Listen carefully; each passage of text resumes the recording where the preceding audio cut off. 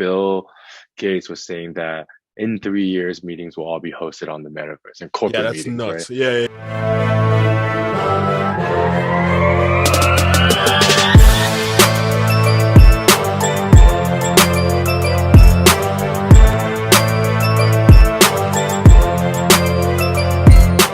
Hey, what's up, you guys? It's your boy Juju, and welcome back to the 1% of Juju podcast, where we teach you the practical steps to live your life like the 1%.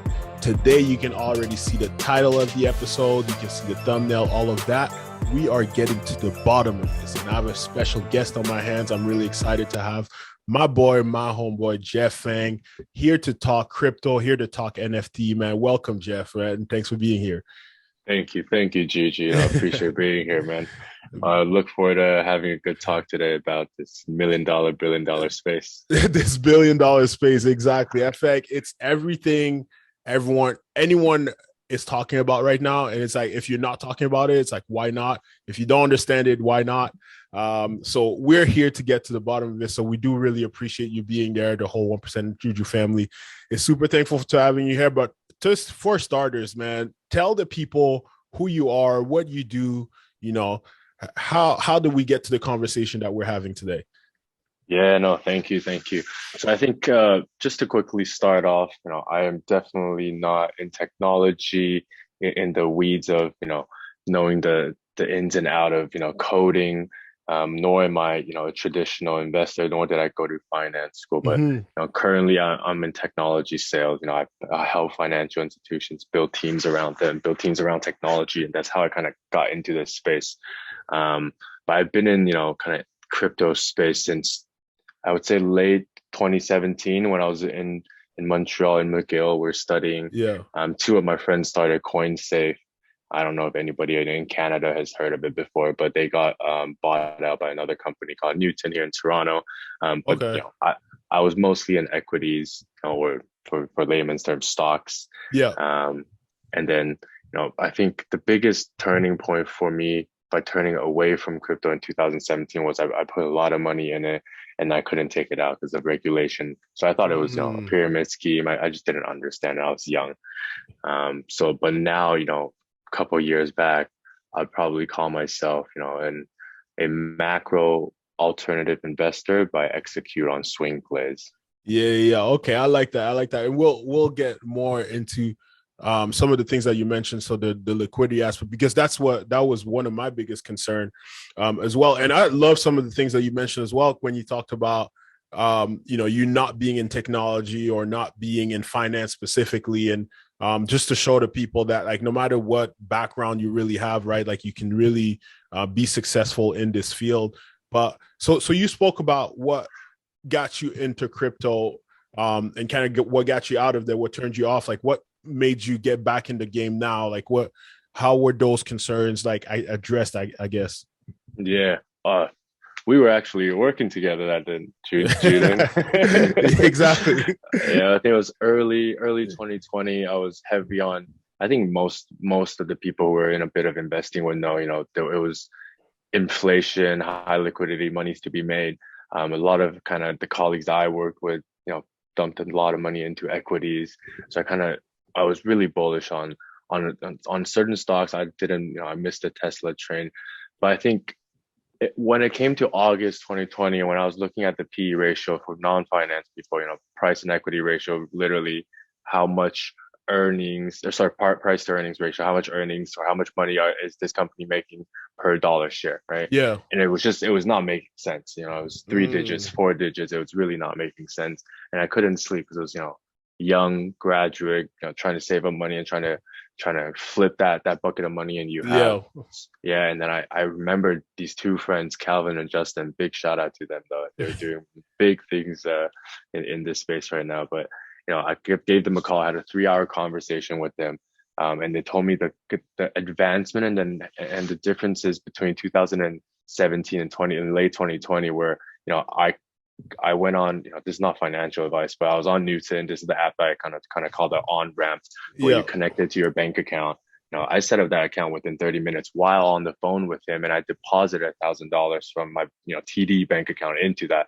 So it blew my mind because, 4 years of difference and gap, and that's the kind of advancement it's made. And just think about the future. So I literally within, I think, I would say a month, clearly a month, I liquidated all my equities and put it all into crypto. And Really? the rest is history. Yeah. I love that, man. Because you're maybe you don't even know that, but you're really the one that got me started in the crypto game, because you're the one that set me up with the Newton account. That's what I use as well. Now I'll put a link to the description, and that is not obviously financial advice, but if you guys do want to check it out, you guys have been looking for a medium to purchase cryptocurrencies, that would certainly be one of them.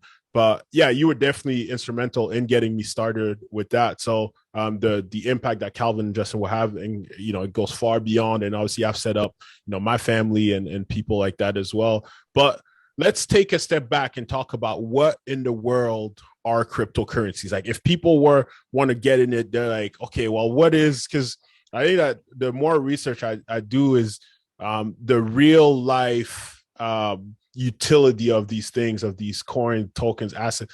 Like, you want to speak to that a little bit? Yeah, definitely. I think and this is just my understanding. I'm trying to I was just talking to my missus about, I'm trying to, bridge that gap between people who talk very, very technology into what do we understand today, right? So 100%. I don't think we should call it cryptocurrency. I think we should just call it the crypto space, the digital space, the space that is decentralized, the space that is not controlled by anyone but by technology. This kind of leads into your next question, but I think it's just an industry that is completely fair, and everybody keeps track of one thing based on a single digit, kind of like back in the day when our parents had Cayman Islands, right? So based on a single digit, they recognize you, they authenticate you. Now we have different ways of authenticating, KYC. And, I believe people who are investors who are not doing malicious activities, doing drugs or whatnot, you are okay with being verified by the government, because that just cleans out the space. It filters out and makes the space regulated and kind of brings it to mainstream, right? I think there's cryptocurrencies, which is the coins, right? And in the coins, there's so many different types of coins. There's stable coins, there's different swapping coins, and there's also coins that coins that have a very specific utility value. But there's also like crypto assets where there, you probably talked about, and everybody's been hearing about, non-fungible tokens, NFT. So I think I would say crypto is just a kind of evolution of, where we are today, and an industry that hasn't, and I call it not a coin, nor an asset, I call it an industry, right? Because it kind of covers so many different aspects of it. But I think it started with finance. Now it's going into the, memorabilia, assets. I think it has a lot more to go.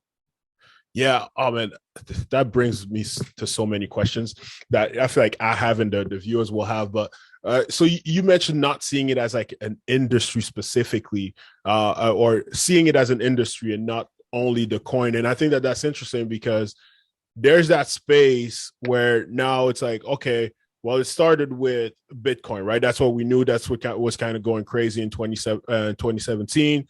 And then you add like the Ethereums, you add all these different coins to it, the Shiba Inu, Dogecoin, all of that. Now, all of a sudden, people talk about NFTs, the assets, and the metaverse, and how that fits into the crypto space. And I guess like my question to that would be, if someone wanted to get into the crypto space, like, where do they even start? Like, why would they start with one over the other? Yeah, I think that's a really good question. It's so broad because there's a range of reasons why people enter cryptocurrency. So I think you have to define the reason first. Are you here to, purely, do leverage 100x trading, and bet your life on it and go to the moon with it? Or are you someone who's an investor mindset and you see it with a long time horizon? Or are you someone who want to start a business and want to use this money and kind of do something with it, and you have a limited time frame? Or you just want to hold something because you think everything is inflating and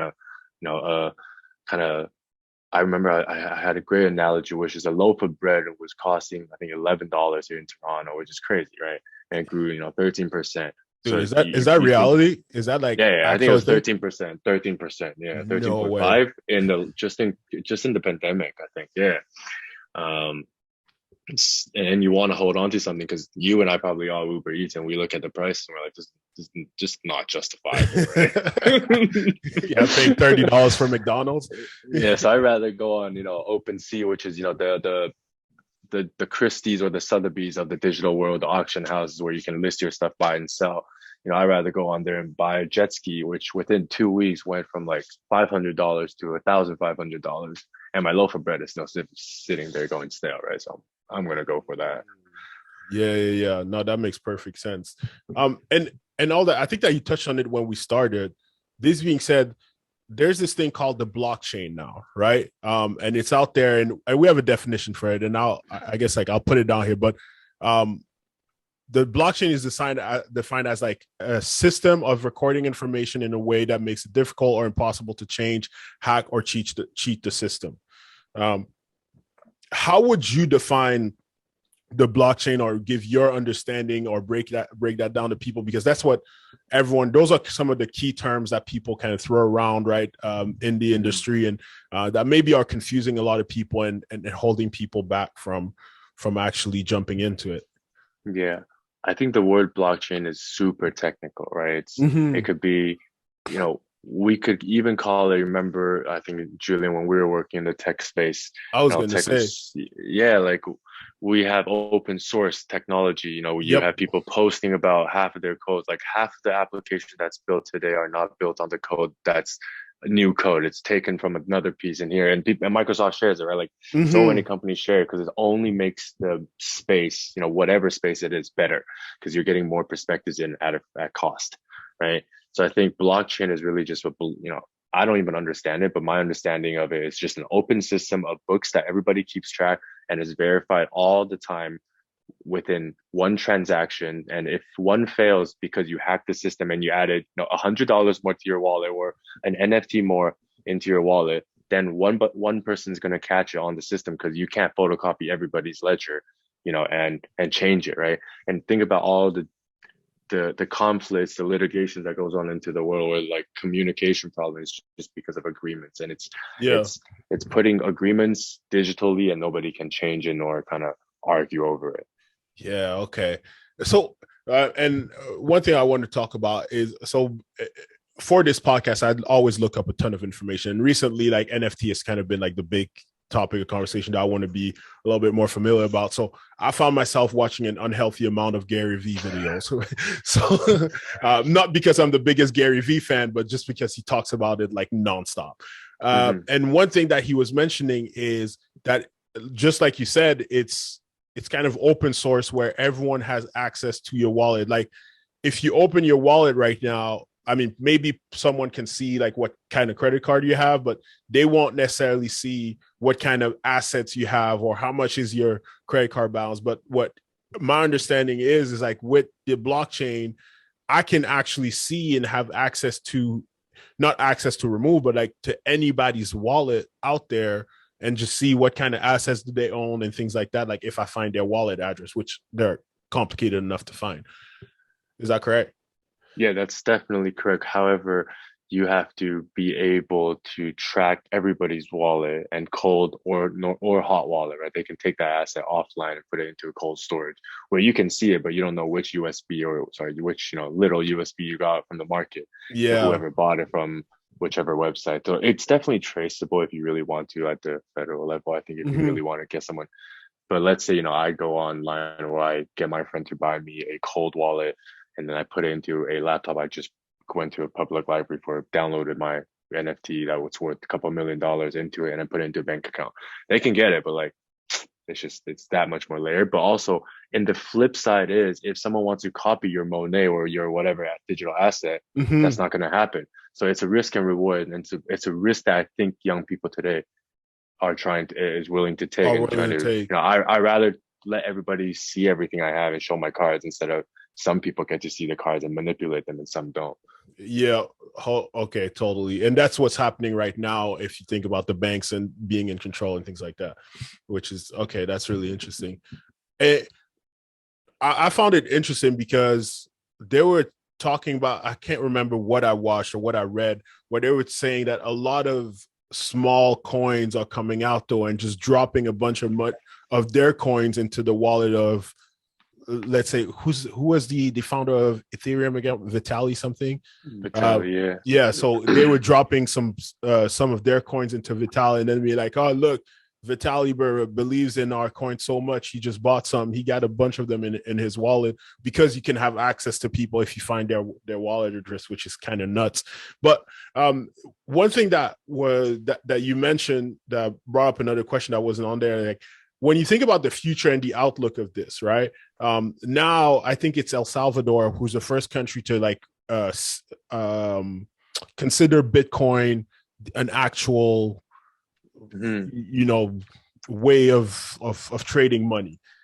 With that being said, do you think that right now the beauty of cryptocurrencies is okay, it's decentralized, the government is in control, the banks aren't in control. Is it going to get to a point where they just take back control of that, like the government of El Salvador just did? Is that a fear, or what's different in this situation where that will not happen? You mean, correct me if I'm wrong, you mean El Salvador making Bitcoin the legal tender and they just assume control back of it? Yeah, let me look it up. What exactly they'll do, because I think that's what they do. El Salvador Bitcoin. That's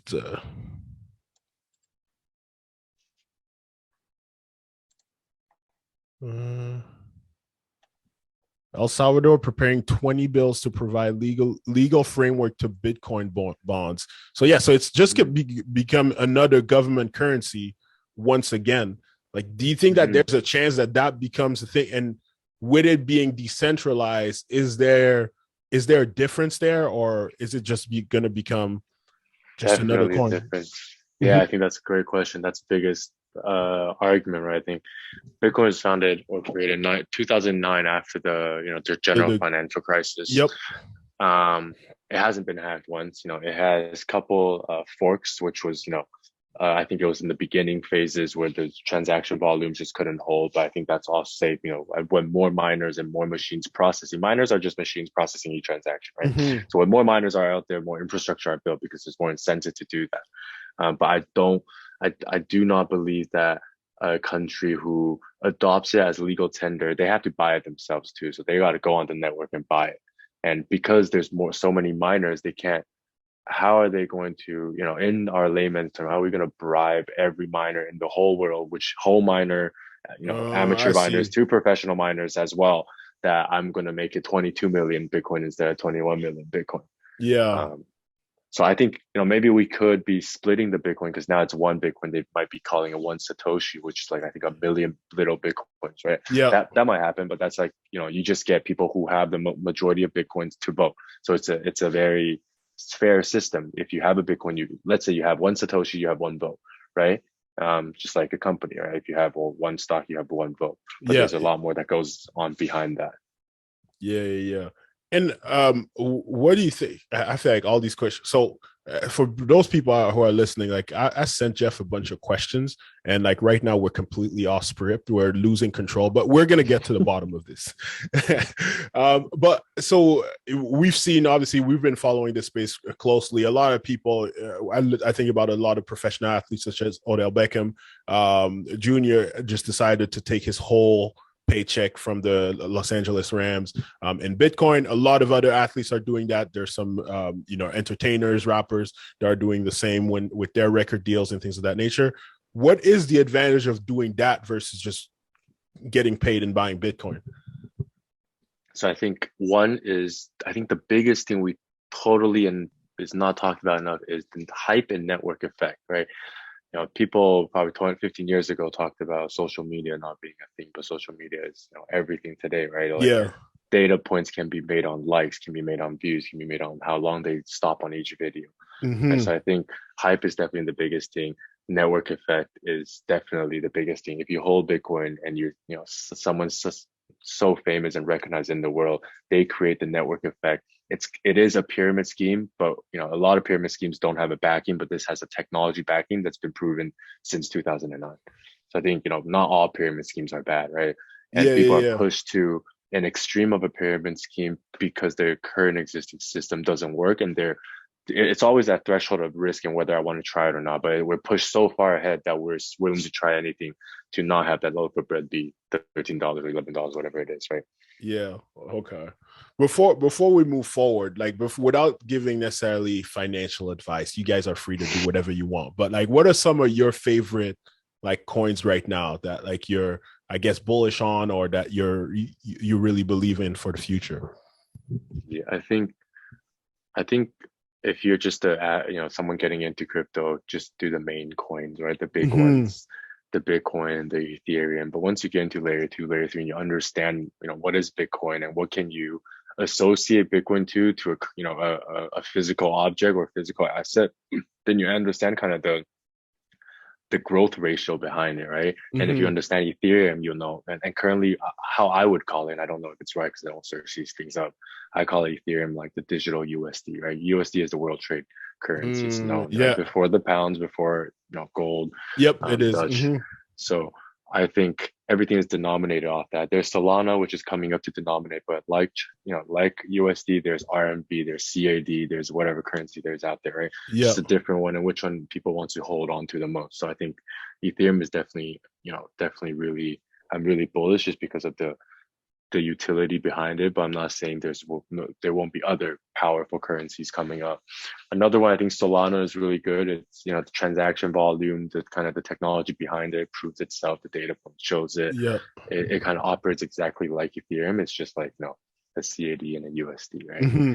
I think Terra Luna is really good. Everybody who's in the space probably heard of stable coins. A stable coin is something that let's say you buy Bitcoin, it's a currency transaction, right? So you need Yeah. something like a USDT or USDC or whatever it is that you stabilize yourself off because you want to secure your gains if you're an investor, or you want to do some transactions or send money around. There's a lot of regulatory problems right now with USDT all over the US. Mm-hmm. So there's another company called Terra Luna who's coming out and creating, Terra USD or Terra CAD, and it's been doing really well. So I think that's something I'm really looking forward to. And like you said, Metaverse is so big. I think how many weeks ago was I think Bill Gates was saying that in 3 years meetings will all be hosted on the Metaverse and Yeah, corporate that's meetings, right? nuts. Yeah, yeah, Yeah, yeah, and like Stanford even came out and said, a bunch of the classes are going to be hosted online because why wouldn't they? They get more students, more money, right? It just yeah. makes sense. Like, lower cost, lower fees. It just makes things ubiquitous because we didn't pay for calling each other. We paid for calling each other back in the day, but not now, Yep. Mm-hmm. right? So Sand is definitely the biggest thing. I think Sandbox. I'm super bullish on Sandbox, but this is definitely not financial advice. Yeah. No, no, that's super cool. And I think that the reasons that you give behind it like make sense as well. And I'm super passionate about like all of them and finding out more about them just because like just looking through the story of like how Ethereum was created and what Vitalik was able to make out of it, it's just insanely cool. And I'll put a link in the description to like that story because I don't want to get too deep into it, but that's super dope as well. But where do you find all that information? Like where if you do you have a place where that you kind of trust in order to find some of that information, because there's a lot out there. Hmm. I will. This is where I want to hold back in saying because it's a double-edged sword where I think Fair. too much information. People give information. If information is free, then you're the product, right? So if don't go on all these crypto sites and all these sites just reading news because there's a reason why the article is built. So I would much prefer they go on. I think there's couple good ones. I can grab a link for that. It Yeah, slipped my yeah, mind yeah. right now. But it's just what is that? It's market coin CP coin market cap crypto market cap or Okay. whatever it is. It shows like data point Glassnode. There you go. So Glassnode is where you can see a lot of inflows and outflows of crypto. Like you said, it's all tracked, right? But it's Mm-hmm. all just an address. So there's a lot of like inflows and outflows that you can track. Bitcoin's going into an exchange, coming out of an exchange. But a lot just I would say good some good information would be on YouTube actually, Yeah. contrary to normal belief. I believe creators today, most creators, there's definitely malicious ones, but a lot of creators are actually, they hold crypto and like I said, the networking effect. They're trying to put, content into the space and growing the space in a positive way. I think a Mm-hmm. lot of these um a lot of these YouTubers, some I would watch would be, Invest Answers. He's really good. He's a, multi-asset macro investor. He has equities, he has crypto, he has NFTs, he has kind of everything in it. So I think Invest Answers is a really good one. Yeah. There's another one that kind of slipped my mind, but I'll send them over and you can kind Yeah, of for attach that sure. link. Now we can definitely attach those because that would be cool. And because that's one of the biggest things about this, right? Is like actually like educating yourself. And like for people, it's like I would just caution people whenever you're going and finding that information, just make sure that it's not like a paid ad or a sponsor, because I'm seeing also a lot of influencers just being like, oh, I love this coin or whatever. And it's just because they've been paid by it and it's a pump and dump scheme. So just be careful with that. But like you said, like the people that Jeff is mentioning are people that are just putting their money behind a project, or they're going to recommend something because they're believing in it and they're putting their actual money and research, and they have to give you some kind of explanation of why they're going into that. But let's turn this around. Let's talk about we've touched on it a little bit, but we're getting to it. We're going to talk about it now. We're going to get to the bottom of it. NFTs. All right. So these non-fungible tokens, what the heck are they? How do I become a million? What I saw this guy today, he sold one of his NFTs for $69 million. How do I do that, Jeff? Tell the people. Yeah, I wanna caution people, like you said, before we get into the juicy part. I want to caution people. There's a lot of scams out there, but 100%. take the methodology that our elementary school teacher taught us when we're looking at credits and all these like sources, right? Mm-hmm. Just put intuition and reason behind it. Don't be greedy. If there's no free lunch, right? If there's something that sounds fishy, back off, right? And a lot of these resources can be found online because we're in the digital age, right? Mm-hmm. Where our parents can't. That's our leverage. So I definitely say, there's a lot of scams in the space, but there's also a lot of gains to be made. And I've personally seen gains. I've seen my friends who's made insane amount of gains literally before my eyes, 6 days ago. Mm-hmm. It's all trackable too, right? On OpenSea. Couple projects that these Taiwanese artists that came up with, and now it's number one. It's called Fanta Bear. You probably saw it, but yeah. Oh wow, that's that person. Oh wow, that's no. I don't. Okay. He's a Taiwanese celebrity, but got it. From a small country in Taiwan. Yeah. I'm gonna call. I know him. Yeah, exactly. Basically, best friends.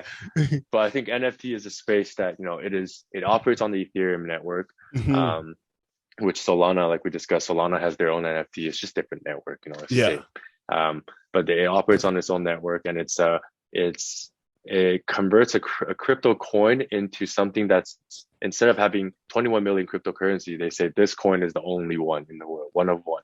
But you can attach that to anything, right? So the first thing they came up with is what's attaching it to, you probably heard of GTA or all these online games, their weapons, and they can swap weapons with friends, right? Which makes sense because these weapons are modified, are trained, are like leveled up.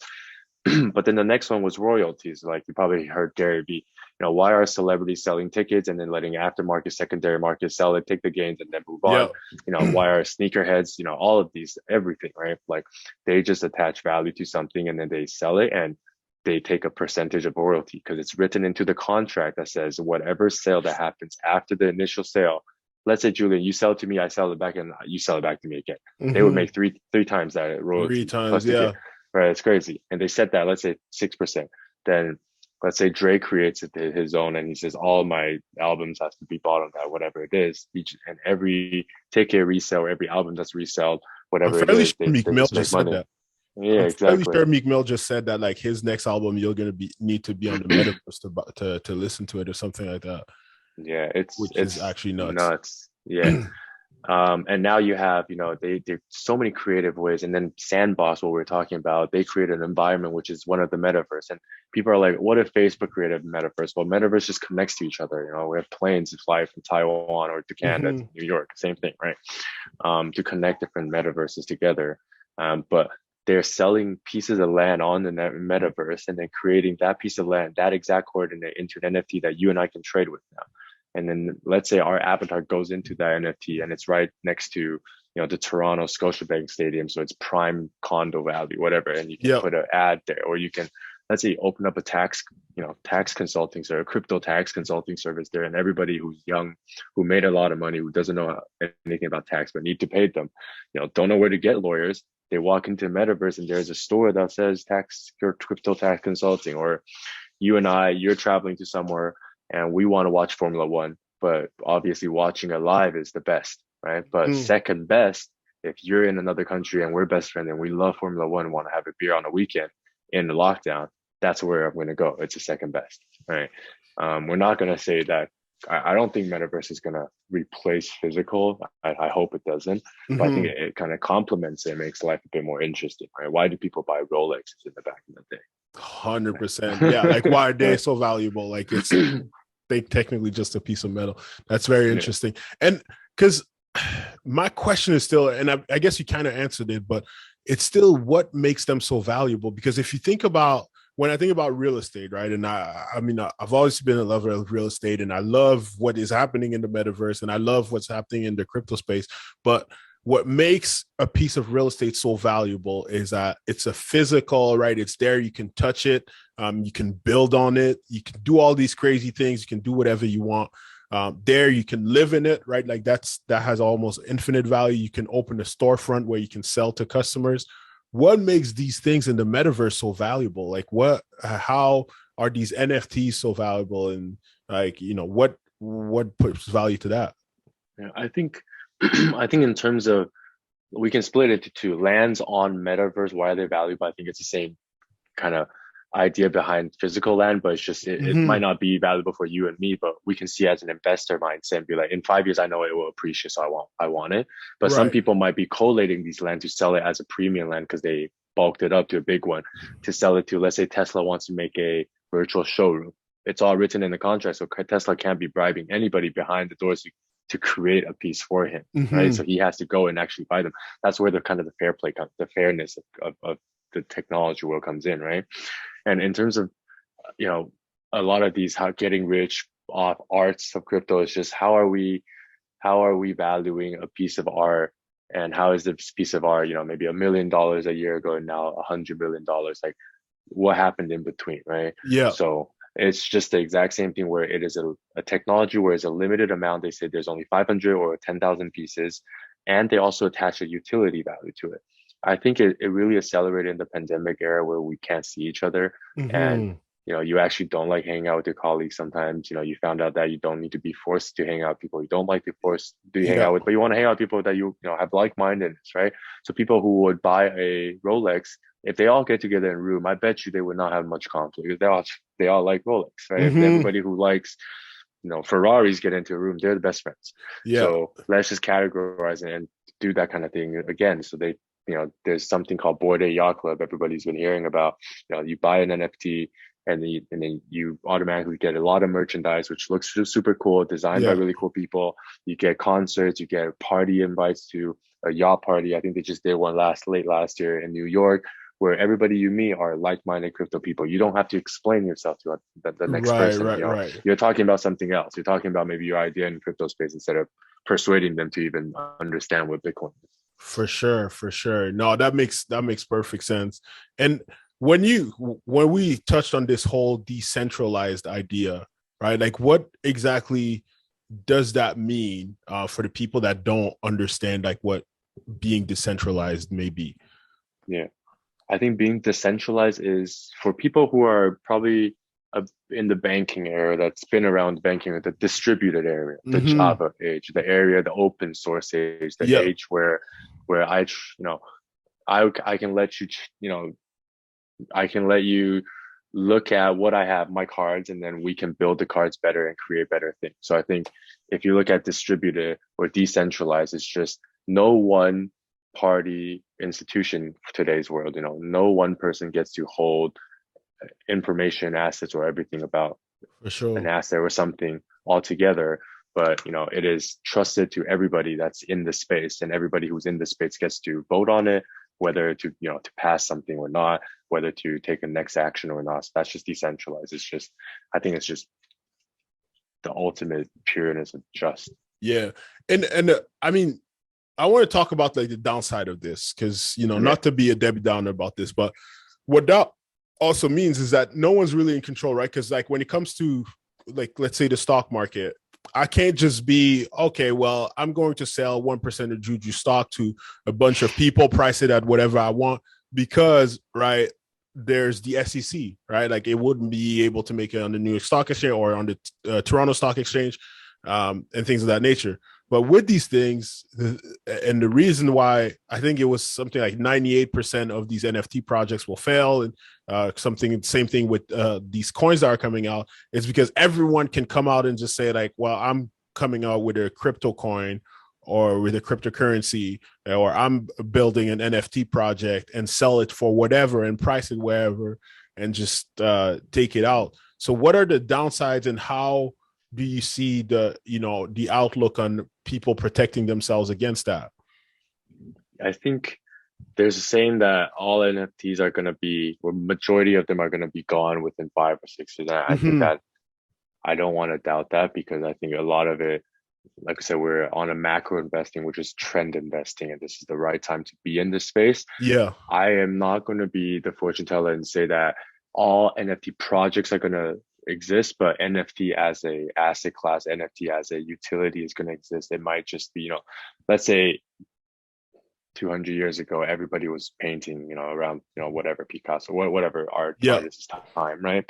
And then how many of them kind of remain till today would be the same as, all of these projects can come up, but not all of them, like you said, are going to do what they say they are. But one day or the other, it's going to find out. They're going to find out about it. They're not going to be invested in it, right?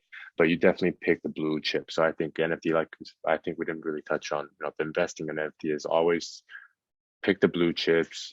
Really, don't FOMO in, but always pick the blue chips one. Pick the ones that have the biggest hype, that's coming up and is promoted by people who are credible, and they have active members that are on their you can see that they'll show you their team, and the more members on their team, the more kind of connected in the space and more experience they have, is something you should trust.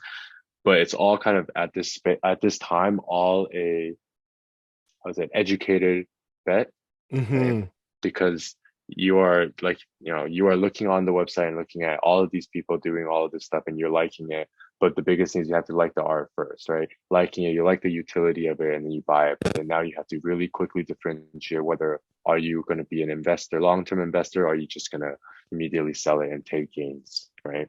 Yeah, I love that. I do kind of like that, because to simplify it, liking the art is a pretty good first step. And I think that for a lot of people that are going into this game, it's a lot of, like you said, like right now, it kind of feels like you need to have FOMO. And I spoke about this on a previous podcast, where like FOMO is really like the worst way to invest. So it just understanding that, get to understanding the what's actually going on in the space, get to understanding, what makes an NFT valuable, and also like what makes it valuable to someone else, right? Because I think that I bought an NFT that I just think is like super cool, and I have no idea if it's going to go anywhere, but I'm like, this looks good, but it doesn't have that blue check. Like I bought a lot of blue check NFTs as well, but I'm thinking about like one specifically that I just think that it has value to me, and then if it ever has value to someone else, then great. But at the same time, I'm like, oh, this is something that I want. It's for myself. It's a piece of art. And if you think about it, at the end of the day, we all have pieces of art in our place, in our house, and some things are more valuable to us than others. And then some things, if you're really going to go in it as an investor, be mindful of that as well. Yeah. Let me just correct myself. Actually, not blue checks, but blue chips. So like people who, are okay, got it. Yeah. Massive trading volumes, been talked about, just really looking like it's not a scam, and it comes to where we talked about, it just comes to intuition, and you just have to be able to do your own research. But on the flip side of it, if you make the right educated guess, you make 10, 15 extra money within a week or two, which is great. Exactly. Yeah. Oh, never mind, guys, I'm back in the game. it's a good decision. You're good again. No, man, I love that. Like any other risks that people should keep in mind, because like you spoke about, people are saying that like it will be gone completely in a couple of years. Like, is there a chance of that really happening? Like, is crypto really going anywhere, or is crypto really the future? Like, in your opinion, I guess, like at this point, we're just speculating. It's just, yeah. I think a lot of people were saying the altcoins are going to disappear. I agree that a lot of the small projects at NFT is definitely going to disappear, right? But they're saying it in a very bearish tone, where I think the technology and the space itself, if not be a big part of our future, but it will be a part of our future. It won't go away. And something I can actually talk to you about, where you probably know this person. We have an executive at our the firm that you were at. yeah. Our chief commercial officer. His name is Andy, and I had a quick chat with him. And this guy, Preface is worth I think double digit with an M in the back. Yeah, exactly. Yeah, and I asked him on our one-on-one, because I only get once in a year, and instead of asking him about performance, I said, is crypto here to stay? And he's like, of course it's here to stay. So, and this guy is almost pushing 60 years old. Yeah, this is a smart individual that he's talking about. Man, this is not just some random guy. No, that's super interesting.